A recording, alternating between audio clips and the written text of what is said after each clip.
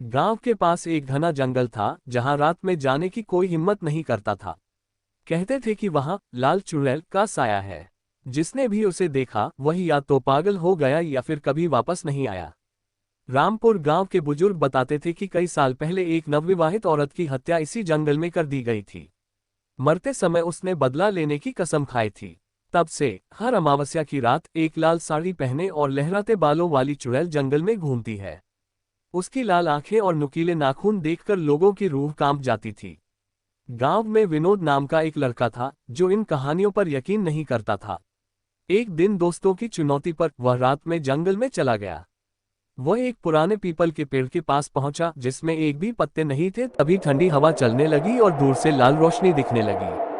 अचानक किसी ने पीछे से उसके कंधे पर हाथ रखा। विनोद ने डरते डरते पीछे देखा। एक लाल साड़ी पहने और हवा में झूलती एक भयानक औरत थी। उसकी आंखें अंगारे जैसी जल रही थीं।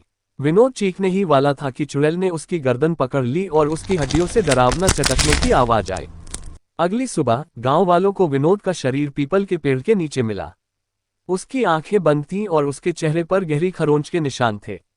तब से गांव में और भी डर फैल गया और कोई भी रात में जंगल की ओर जाने की हिम्मत नहीं करता।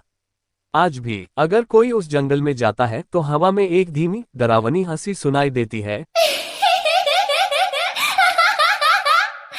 कहते हैं लाल चुड़ैल आज भी अपने अगले शिकार की तलाश में है। विनोद की मौत के बाद गांव में खौफ का साया था। कोई भी रात में घर से बाहर नहीं निकलता था। लेकिन गांव के कुछ नौजवान इस रहस्य को सुलझाना चाहते थे।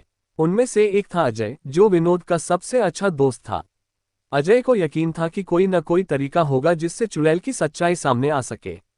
उसने गांव के बुजुर्गों से पूछा तो उन्होंने बताया कि लाल चुड़ैल की आत्मा तब तक भटकती रहेगी जब तक उसे इंसाफ नहीं मिलेगा।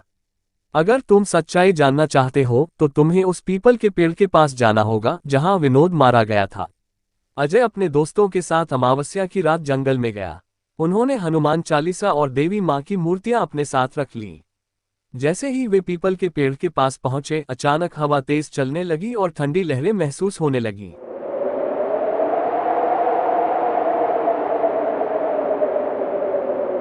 अचानक लाल साड़ी पहने वही चुड़ैल सामने आ गई। उसकी लाल आंखें आग की तरह चमक रही थीं। उसकी हड्डियों की चरमराहट से पूरा जंगल गूंज उठा।